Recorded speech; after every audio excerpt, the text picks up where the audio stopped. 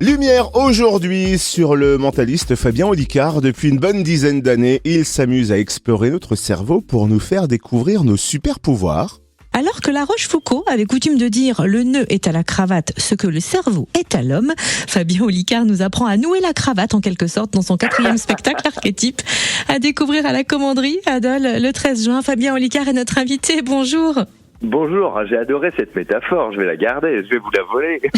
Alors avant d'apprendre à nouer cette fameuse cravate, on va s'attarder sur votre tournée archétype débutée en 2022, si je ne me trompe pas, vous arrivez sur la fin. Très bien informé, oui exactement, j'arrive sur la fin, là c'est la fin de tournée, Dole c'est la fin de la tournée, en plus pour de vrai il restera plus qu'après le Palais des Sports pour faire la fête une dernière fois. Et quelle saveur a cette tournée ?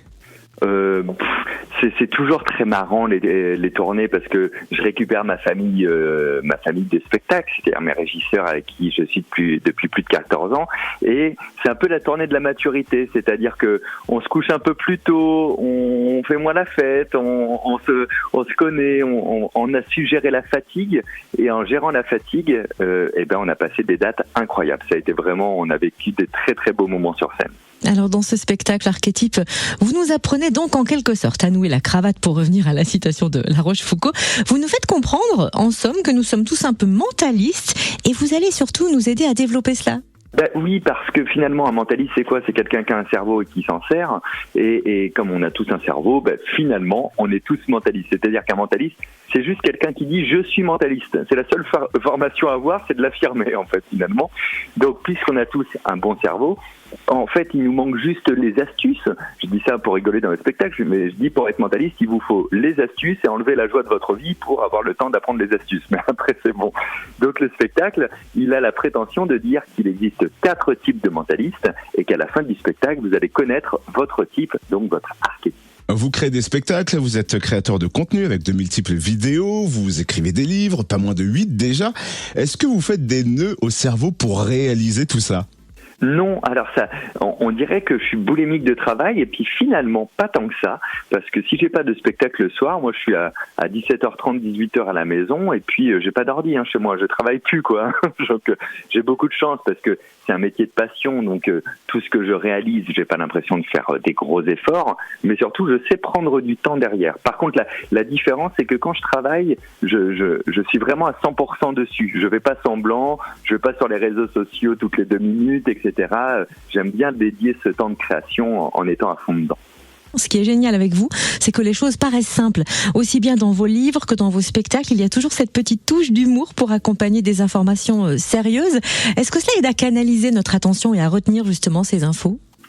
C'est même la base, vous avez complètement raison, c'est-à-dire que moi déjà ma forme d'expression naturelle c'est plutôt d'être souriant, d'être joyeux, donc je suis pas allé contre ma nature sur scène ou dans mes bouquins, au contraire je l'accompagne et je grossis le trait, mais si on réfléchit bien, tous les mammifères apprennent avec le jeu, c'est quand vous voyez votre chat qui se cache derrière le rideau, c'est qu'en fait il apprend à chasser, même si on a l'impression qu'il joue, les êtres humains on est pareil, et il y a 40 ans on croyait encore qu'il fallait mettre 30 élèves face à un tableau noir en leur disant taisez-vous et soyez sérieux, mais la meilleure manière d'apprendre, c'est de se marrer. Et donc même dans le spectacle, qui est quand même un truc pour se divertir, on se marre pendant 2 heures, je rassure ceux qui vont venir, c'est un spectacle, on rigole beaucoup, il n'empêche qu'en ressortant, tout le monde se dit « Ah, ça c'était intéressant, ça j'ai envie d'en savoir plus », parce que c'est un fluidifiant à l'attention.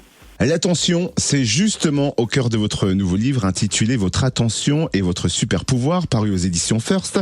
Un super pouvoir dont on se sert moins bien en raison d'une surstimulation des médias, des réseaux sociaux, et vous nous aidez à y remédier avec ce livre alors.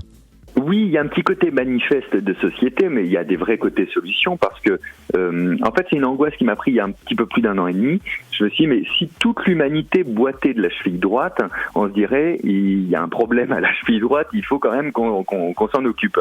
Sauf que là, c'est invisible ce qui se passe. La durée de l'attention, c'est-à-dire l'attention, elle se calcule en durée et en puissance, elle a été divisée par 3 ces dernières années.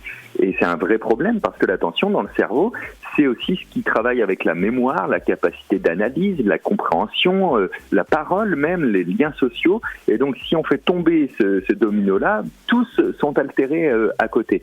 Donc on est addict en fait aux sursollicitations du cerveau, qui devrait être beaucoup plus rare, et ça génère de la dopamine, comme un peu on est addict au sucre parce qu'à la base c'était rare dans la nature. C'est pas un bon comportement. Pour nous qui sommes adultes, vous et moi, c'est un peu moins grave. C'est tout pareil, mais c'est moins grave parce qu'on a déjà construit notre vie, nous. Par contre, pour la jeune génération, ou pour les jeunes adultes, c'est beaucoup plus impactant et j'ai un peu peur de ce qu'on verra dans 10 ans comme retombée. Donc le livre explique tout ça, le pourquoi, le comment et surtout le qu'est-ce qu'on peut faire maintenant parce qu'on a beaucoup de chance, c'est pas du tout irréversible, mais encore faut-il avoir les bons outils et envie de le faire. Et c'est ce que j'allais dire, il nous fournit les clés et je dois avouer qu'il a une écriture très enlevée et dynamique.